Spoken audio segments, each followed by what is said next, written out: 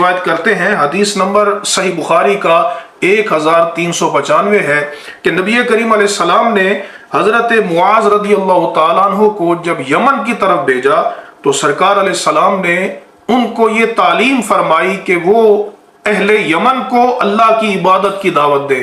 اور اس کے بعد فرمایا کہ ان کو یہ بتائیں کہ اللہ نے ان پر دن اور رات میں 5 نمازیں فرض کی ہیں، اور 5 نمازوں کے بعد حضور نے فرمایا کہ فَعَلِمْهُمْ أَنَّ اللَّهَ اِفْتَرَضَ عَلَيْهِمْ صَدَقَةً فِي أَمْوَالِهِمْ، پھر ان کو یہ بتانا کہ اللہ نے ان کے مالوں میں صدقہ یعنی زکوٰۃ کو فرض قرار دے دیا ہے،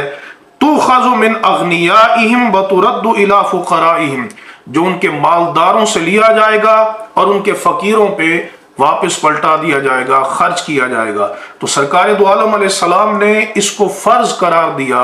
اس کو رکن قرار دیا۔ اب جو بندہ اپنے مال میں سے پوری زکوٰۃ نہیں دیتا، اس کے متعلق حضور نے بڑی سخت وعید ارشاد فرمائی۔ صحیح بخاری حدیث نمبر 14